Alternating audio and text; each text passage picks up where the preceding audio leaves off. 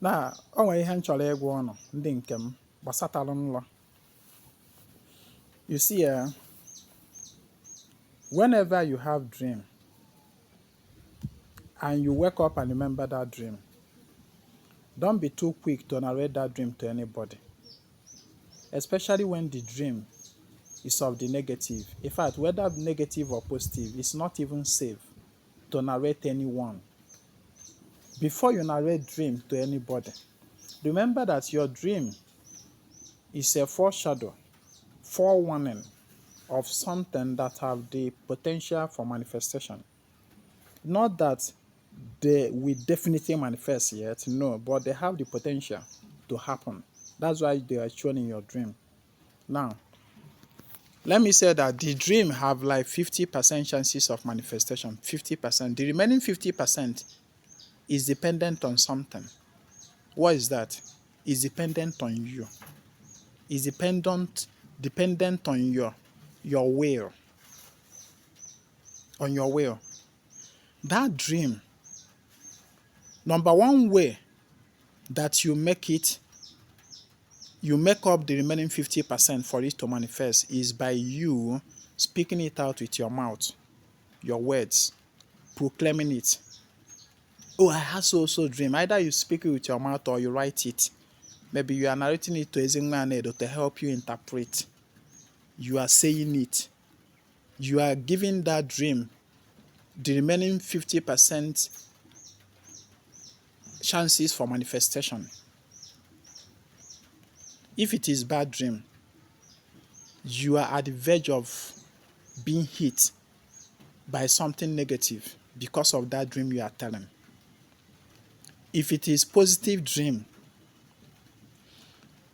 if you are narrating it to somebody that is aware of energy manipulation techniques and all that, the person can use that your dream, can hijack the dream. If the dream is foreshadowing something good coming to you, the person can claim it. The person can hijack it energetically, spiritually, however you want to call it. You understand?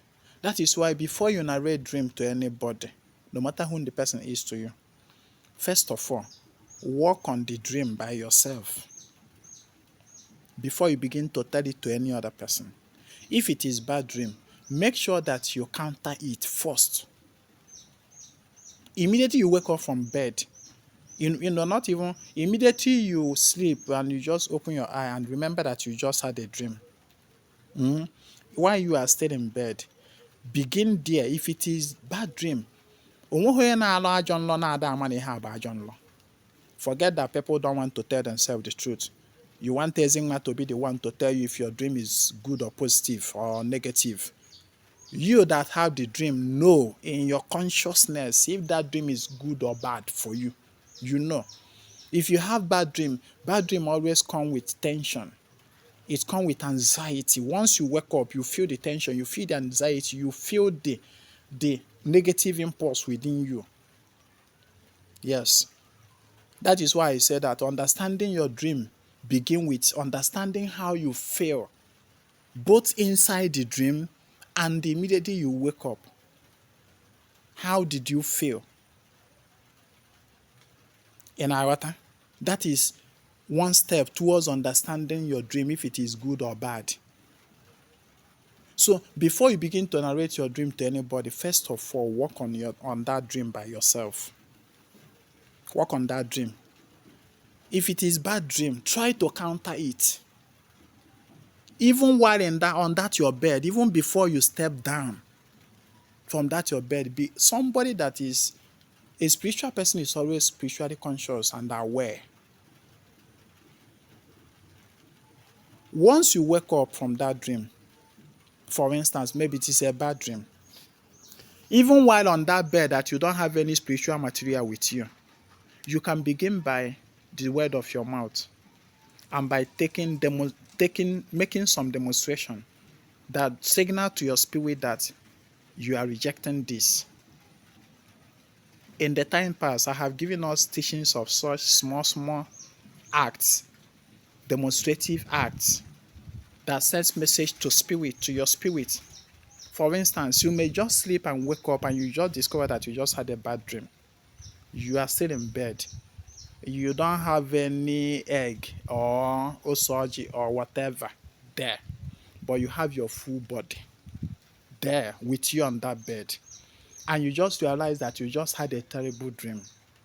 Number one, if I were you, if Nami Ezinwa Anaedo, if I were you, what I would do is that once I open my eye and I discover that I just had a bad dream, I'll sit up while I'm in that bed.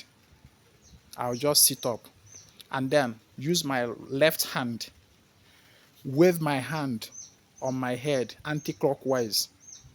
You see my left hand, I'll use it to wave around my head anti-clockwise and make a snap. You hear the sound? I'll make a snap away from me. You hear it? You understand? I'll do it like 4 times, rejecting that particular dream. This should be the first, would I call it first aid treatment that you take on that dream, because that dream is a foreshadow, a forewarning of something that have the potential to manifest. It's not yet 100% complete to manifest. No, it's like 50%. The remaining 50% is dependent on you. Once you complete it, it will manifest. So I wave my left hand. Left hand bụ aka eji ejog, ọwa aka mmụọ, aka ọgụ, aka eji ebu agha. Left hand, naturally, what it represents. Wave it around your head, you snap it. Na-ejukwa, na chiga aju, na ihe anu ọma mme. Do you understand? Then, secondly, you can step down from your bed and then you can use egg. That is why I always say, always have egg with you. Ife akwa na-alụ erika, akwa ọkụkọ. Ife ọ na-alụ erika. O nwere issue m merụ on my father. My father, ebe 2019, like 6 years ago. Nji akwa wee bupụ ọnwụ n'isi my father. Sụsa akwa. Then mecha ngwa ọjị. Today na ọ na-akpọtụ that na Ezinwa Anaedo gwọrọ ọgwụ ka nna ya na-anwụ n'anwụ. Kedoro ndụ nna ya n'elu. That is what some people are saying. Na mụ gwọrọ ọgwụ ka nna m ga na-anwụ n'anwụ. You know, na mụ mara onye wa ọgwụ ahụ gwọ that I should go and undo it so that ka the man nwụọrọ onwe ya. That was what someone said. You know, but that is by the way. That is by the way.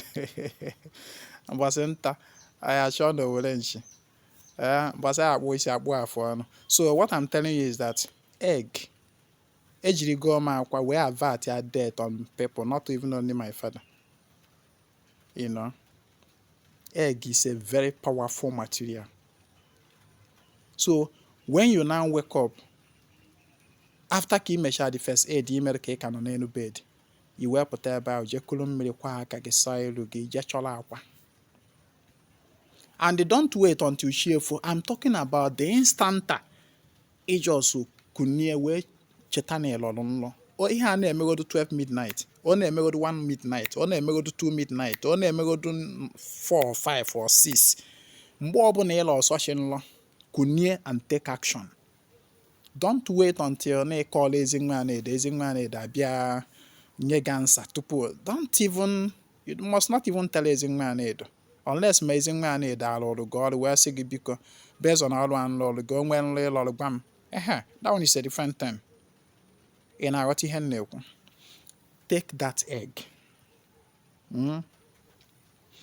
Wolia, you wake in on him on one eptan and balazy, directly under the sky. You will well up our work which again all again a high. You will bam more go. Speak to your spirit with that egg. Niji akwa anụwa. When na ebupu ihe ọbụla baji ife dependent game as they can lay lọrọ. Nnodo otu anọ ya ka nji akwa wela aka nso. Eji m akwa wela akpapịa. Na ihe dị otu anọ ọma mmenata na ndụ gị. Iwere nya akwa wee kwuo okwu ikwucha okwu. Were wee jochasị alụ gị, taking away the negativity. If any isi go and anti-clockwise, go outside of your gate that night.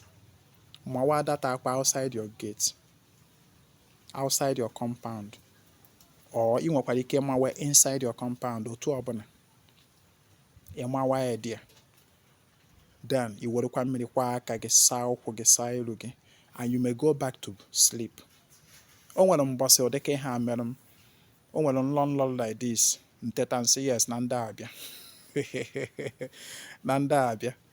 So I took immediate action.